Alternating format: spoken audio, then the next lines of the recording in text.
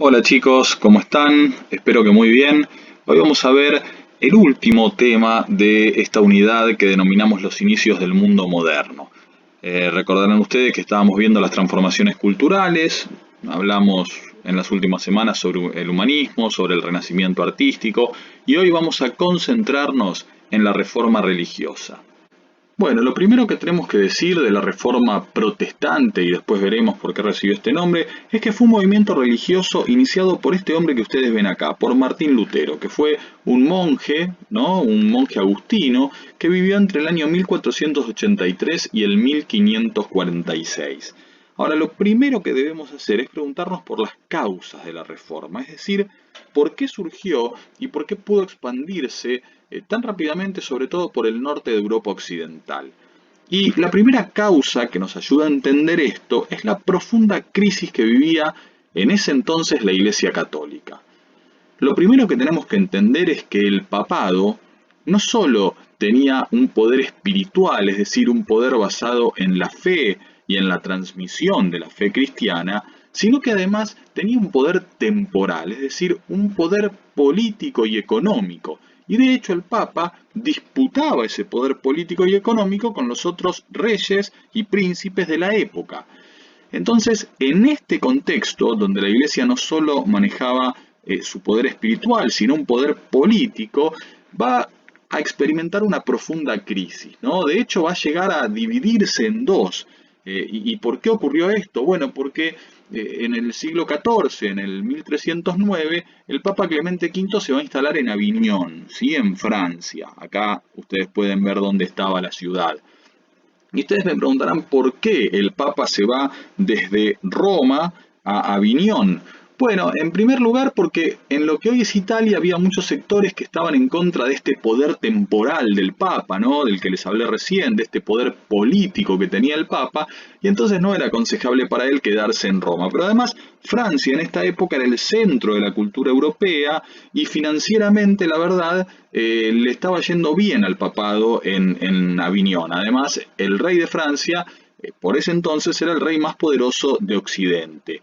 Pero eso no fue todo, ¿no? Porque en el año 1378 y hasta 1417 va a haber una gran división en la jerarquía de la Iglesia que se conoció como el Gran Cisma de Occidente. Es decir, durante este periodo llegó a haber dos y hasta tres papas simultáneamente, chicos. Uno estaba acá, en Roma, ¿no? Y otro estaba en Aviñón, era elegido por los cardenales franceses. Es decir, que aunque no me lo crean, en este periodo llegó a haber un papa acá en Roma y un antipapa en Aviñón. Y a partir del 1400, como les dije, llegó a haber tres papas, ¿no? Y obviamente cada uno de estos papas afirmaba ser el único y el verdadero. Verán entonces por qué les digo que la Iglesia Católica en este momento estaba atravesando una profunda crisis, ¿no? Y aunque la división con el tiempo terminó, ¿no? Cuando se elige al Papa Martín V en 1417, digamos que esa autoridad universal que había ejercido la Iglesia durante la Alta Edad Media va a ser cuestionada por los reyes. Los reyes quieren disputarle al Papa ese poder temporal que tiene y también va a ser cuestionada por algunos reformadores que dicen que así no se puede seguir, que la Iglesia necesitaba una profunda reforma, ¿no? Que le permitiera concentrarse más en esto, en su función espiritual, y no tanto en esto, en las cuestiones políticas y en las cuestiones vinculadas al poder como estaba ocurriendo. Bueno, la reforma iniciada por este hombre entonces, por Martín Lutero, se da en este fuerte contexto de crisis de la Iglesia. Es en este contexto, decíamos, en el que surgen movimientos reformistas. Dos de los más famosos fueron los iniciados por John Wycliffe y Jan Hus, que van a ser, insisto, movimientos que intenten recuperar la dimensión espiritual de la Iglesia. Obviamente en esa época los papas no los escucharon, van a decir que eran herejes, personas que estaban en contra de la verdad que sostenía la Iglesia, y de hecho en el caso de Hus, por ejemplo, va a ser condenado y asesinado como hereje. Pero no solo tenemos que tener en cuenta estas dos causas, ¿no? La profunda crisis de la Iglesia y los movimientos reformistas que intentan hacer que recupere su dimensión espiritual, sino que estamos en el contexto del Renacimiento y del humanismo, y esto lo tenemos que tener en cuenta, y esta es para los autores una tercera causa, ¿no?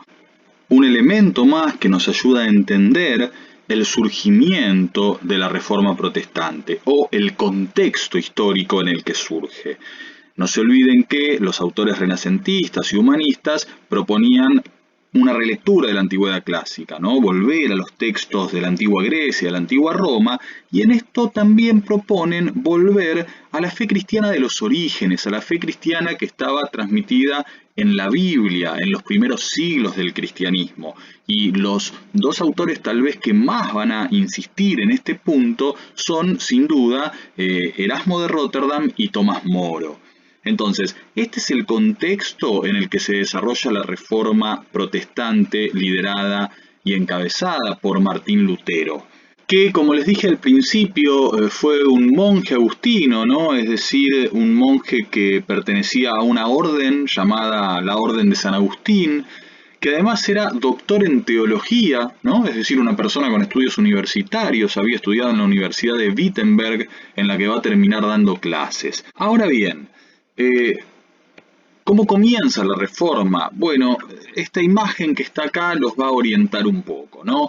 Porque resulta ser que el 31 de octubre de 1517 Lutero publica sus famosas 95 tesis, ¿no? Según cuenta la historia, colocándolas en la puerta de la iglesia del castillo de Wittenberg, él las hace públicas. Y en estas tesis, básicamente, criticaba algunas prácticas del papado y de la jerarquía de la Iglesia, y fundamentalmente criticaba esto, chicos, la venta de indulgencias que había impulsado el Papa León X, ¿no? ¿Qué era la venta de indulgencias? Bueno, era una carta de perdón, ¿no? Eso quiere decir una carta de indulgencia que la Iglesia te daba a cambio de dinero. Y ese dinero se iba a utilizar para construir la Basílica de San Pedro, ¿no? En Roma. Entonces, bueno, el Papa León X impulsa esta venta de indulgencias, esta venta del perdón de Dios, y Lutero va a criticar fuertemente esto, ¿no? Lutero va a decir que el hombre se salva por la fe. Y este es un punto muy importante, ¿no? Porque basándose en la Biblia, específicamente en la carta de San Pablo a los romanos, Lutero va a concluir que el hombre, como les dije, se salva por la fe y no por sus obras, ¿no? Es decir, la salvación de una persona que la otorga. Bueno, la otorga la fe, no las buenas obras que haga, ni mucho menos el dinero que le pague a la iglesia para comprar indulgencias, ¿no? Entonces esto es un poco lo que sostiene Lutero en estas tesis famosas. Pero además, bueno, obviamente va a cuestionar el orden jerárquico de la iglesia, ¿no? Va a sostener la igualdad de los fieles en su relación con Dios. Además, esta relación con Dios la va a pensar como una relación directa y personal, ¿no? Como que uno se comunica directa y personalmente con Dios y no necesita a la iglesia o a la estructura eclesiástica en el medio entre Dios y el hombre, ¿no? Esa intermediación Lutero la va a desestimar. ¿Qué quiere decir intermediación? Bueno, que en el medio entre Dios y el hombre está la iglesia. Y en este contexto Lutero propone la libre interpretación de la Biblia, ¿no? Si la relación con Dios debe ser directa y personal, bueno, Dios nos escribió una carta que es la Biblia, y esa carta debe ser leída e interpretada libremente por cada persona, por cada fiel. Bueno, obviamente estas ideas de Lutero hicieron mucho ruido en la época y fueron condenadas por el Papa León X. Al principio el Papa le dice que se arrepienta de esas ideas, que diga que están equivocadas, él no lo hace y entonces lo va a excomulgar, que implica que lo expulsó de la Iglesia Católica. Ahora bien, las ideas de Lutero habían tenido tanta repercusión que tuvo que tomar cartas en el asunto el emperador Carlos V, a quien ustedes están viendo acá en este famoso cuadro. Carlos lo que va a hacer es llamar a Lutero a una ciudad muy famosa, a Worms, en Alemania, ¿no? En lo que hoy es Alemania, y lo que le dice es, bueno, tenés que renunciar a tu fe o reafirmarla. Si seguís con tus ideas, que el Papa dijo que están equivocadas, vas a renunciar a tu fe. Si no, decís que tus ideas están mal y seguís perteneciendo a la Iglesia Católica. Entonces, claro, le ponen una mesa llena de sus libros, llena de sus obras, ¿no? Y ante esa mesa los representantes de la Iglesia, con el emperador presente, le dicen a Lutero que se retracte, que diga que sus ideas están equivocadas. Y Lutero defiende su postura, dice que él no puede hablar en contra de su conciencia y que él reordenaría sus ideas solo mediante el testimonio de las Escrituras, o sea, de la Biblia, o por razones evidentes. Pero como no me están dando razones evidentes, dice Lutero, como yo realmente estoy convencido de lo que pienso, lo voy a sostener. ¿Cuál fue la consecuencia de esta posición que mantuvo Lutero? Bueno, que Carlos V, que el emperador del Sacro Imperio Romano Germánico, lo proscriba. ¿Y qué quiere decir proscripción? Bueno, si lo buscan en el diccionario van a ver que quiere decir echar a alguien del territorio, de su patria, ¿no? Y comúnmente por causas políticas.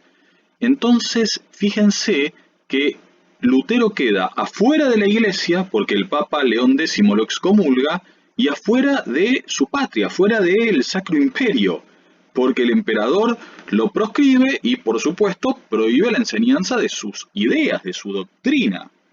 Ahora bien, Lutero contaba con el apoyo de algunos nobles y príncipes alemanes muy importantes e influyentes, y precisamente fueron ellos quienes protestaron con el tiempo ante esta decisión del emperador, y precisamente por eso sus seguidores fueron llamados protestantes, y su reforma también, por supuesto, la reforma protestante. Muy bien, dijimos que a Lutero lo apoyaban entonces estos nobles y príncipes alemanes verdaderamente influyentes e importantes. Sobre todo este que ustedes ven acá, Federico de Sajonia, a quien apodaban Federico el Sabio. Y Federico va a protegerlo a Lutero. Sabiendo que lo iban a perseguir, lo que hace es ofrecerle su ayuda, ofrecerle su protección, lo lleva al castillo de Wartburg y en ese castillo lo va a proteger durante 8 meses. ¿No? Lutero se va a dedicar a escribir, ahí va a empezar, por ejemplo, la traducción del Nuevo Testamento al alemán, porque Martín Lutero sostenía, como vimos, que los hombres debían leer e interpretar libremente la Biblia. ¿Cómo podían hacerlo si estaba escrita en un idioma que ellos no conocían? Bueno, para eso Lutero traduce la Biblia al alemán y lo hace bajo la protección de Federico de Sajonia. Ahora bien, las cosas se complicaron más aún porque hubo un enfrentamiento, hubo una guerra entre estos príncipes alemanes que apoyaban a Lutero y los ejércitos del emperador, de Carlos V. Y ustedes dirán, bueno, ¿y por qué estos nobles y príncipes lo defendían a Lutero? Bueno, primero porque estaban de acuerdo con sus ideas, pero también, por supuesto, por intereses políticos y económicos.